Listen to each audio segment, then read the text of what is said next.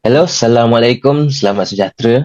Nama saya Naim. I'm a fine art student studying in the UK, generally curious about everything happening in the world. And welcome back to another episode of Tumpang Tanya.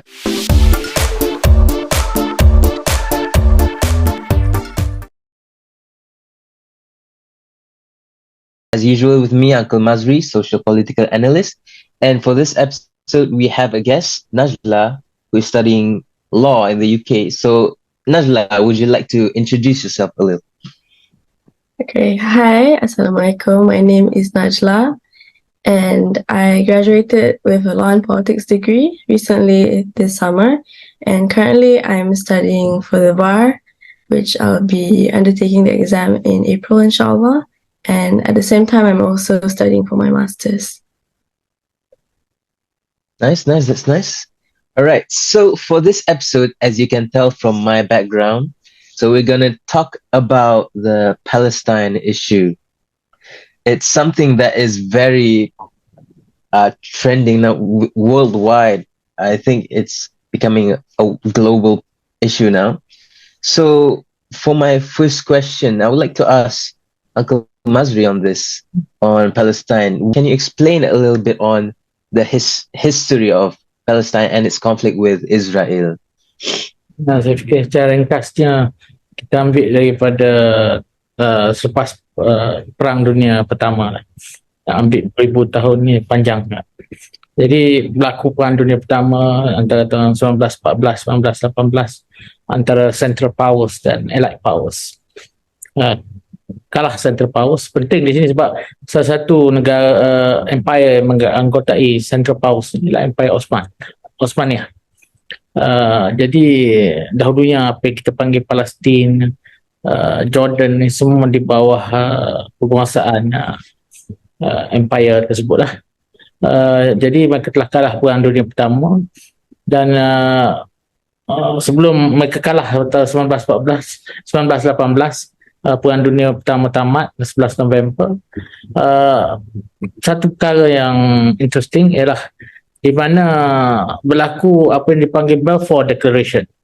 Balfour Declaration ini adalah satu surat daripada Lord Balfour, Menteri Luar atau Foreign Secretary United Kingdom pada masa itu, kepada pemimpin Yahudi di United Kingdom, Rothschild. Dan surat itu secara mudahnya menjanjikan penubuhan sebuah negara bagi orang Yahudi di apa yang dipanggil sebagai Palestin ketika itu. Jadi 1917 kemudian diikuti dengan penubuhan Liga Bangsa-Bangsa pendahulu kepada bangsa-bangsa bersatu, dan apa yang dipanggil Palestin, Jordan itu menjadi apa kita panggil mandated territories, ataupun yang mandatorinya ialah United Kingdom. Maknanya United Kingdom mentadbir kawasan ini sehingga satu masa kawasan ini penduduknya boleh berkerajaan memerintah sendiri.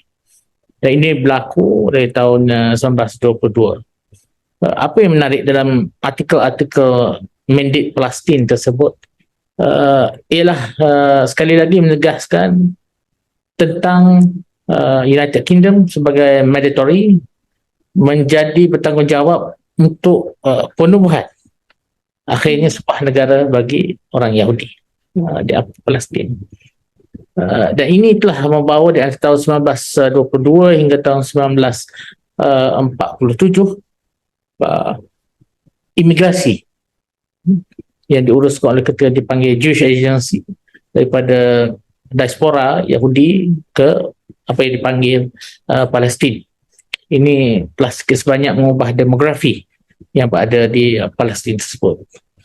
Basically, in a nutshell, ialah Britain sebagai tukar ganti untuk mendapat sokongan telah menjanjikan kepada kaum Yahudi sebuah negara yang pada ketika itu mereka tidak mempunyai hak pun, kerana masa itu Perang Dunia Pertama masih berlaku dan belum berlaku lagi apa yang dipanggil mandated territories ni.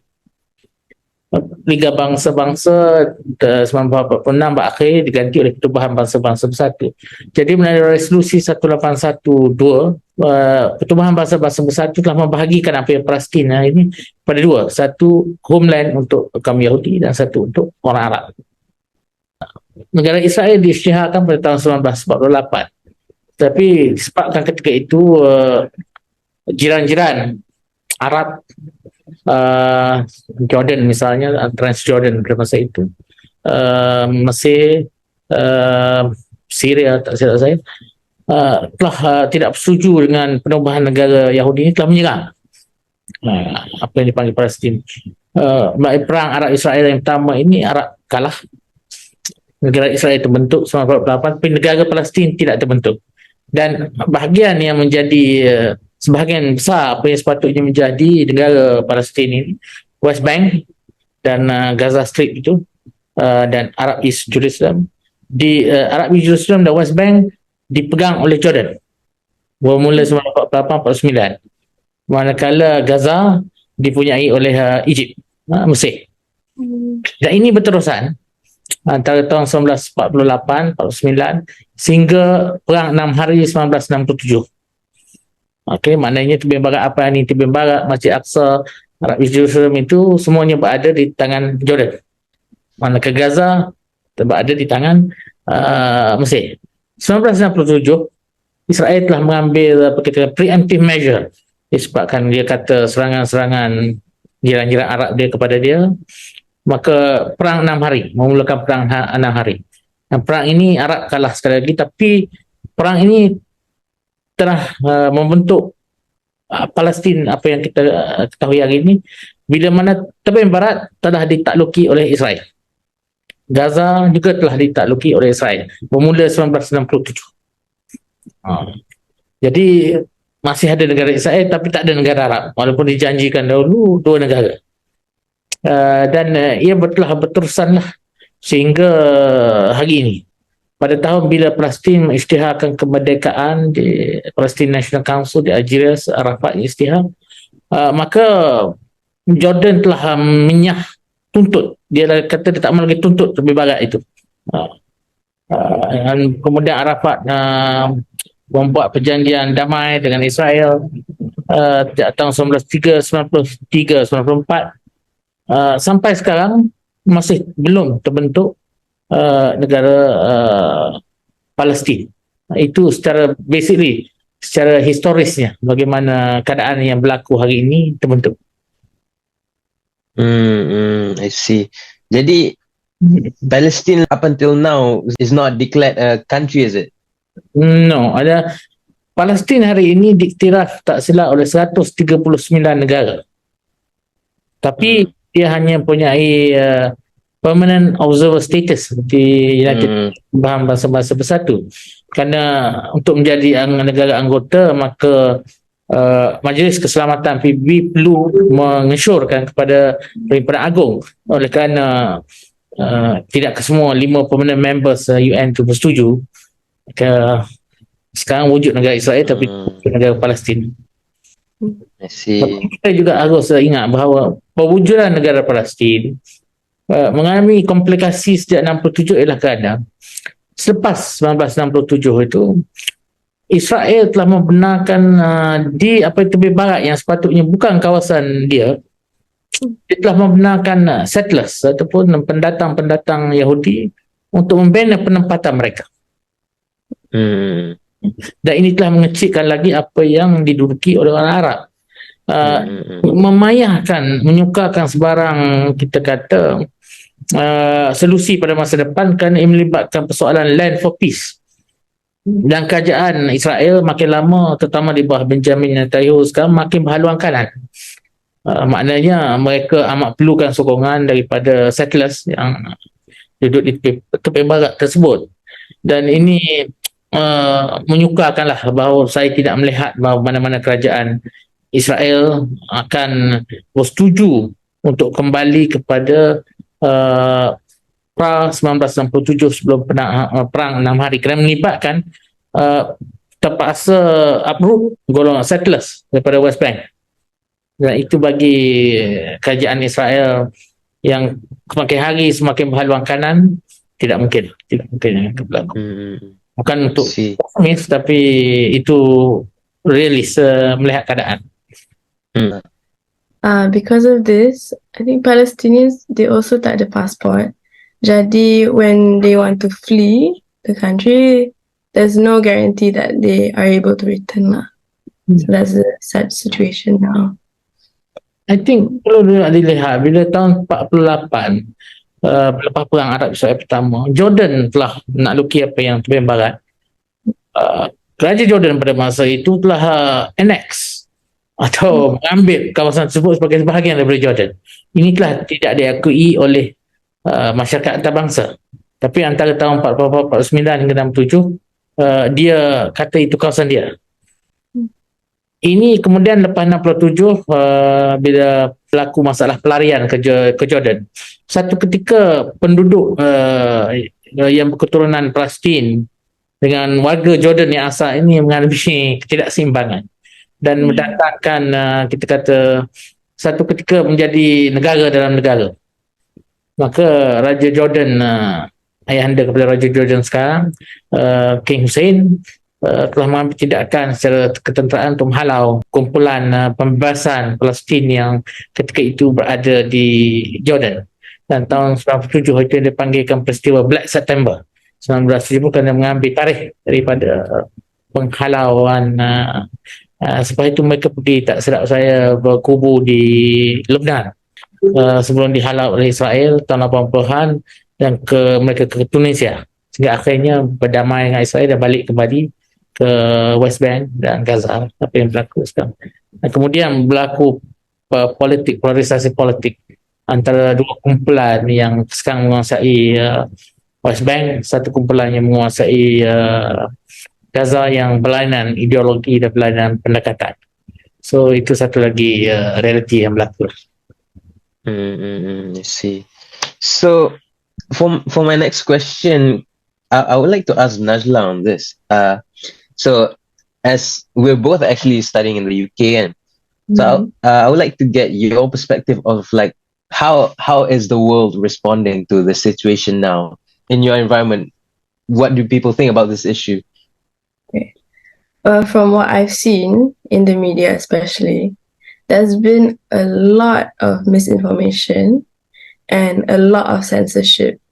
So specifically when you want to raise awareness about the situation in Palestine, you will either akan be shadow banned ataupun your whatever you post will not appear to anyone else, which is basically the meaning of shadow ban lah.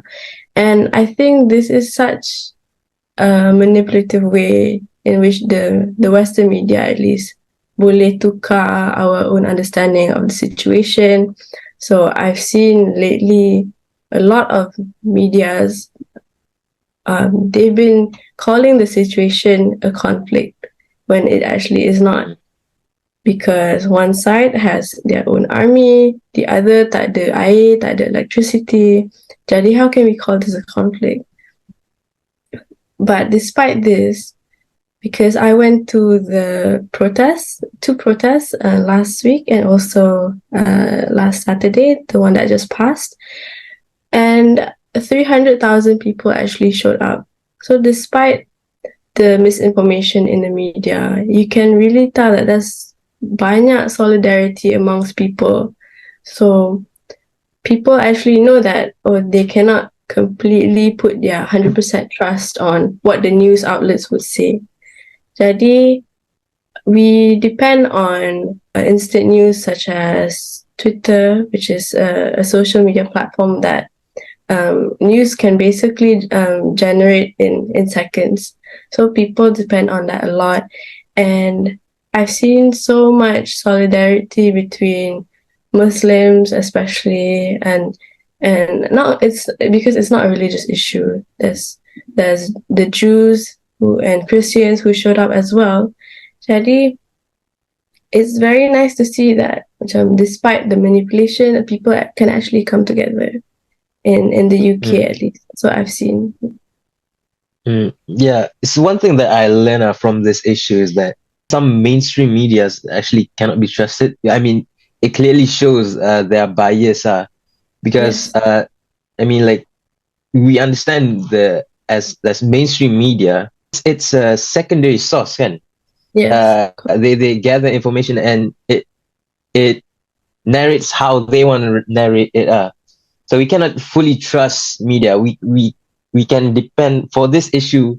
We must look at like the real footages, like the primary sources of what's happening. So we have to be careful of the media that we consume.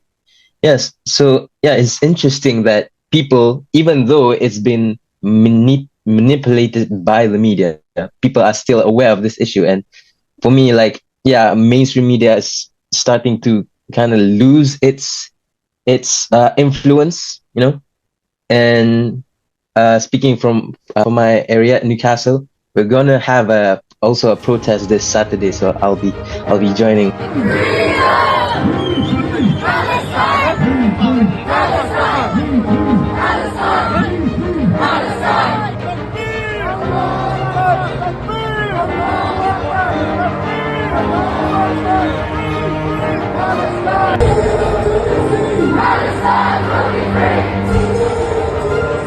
Palestine!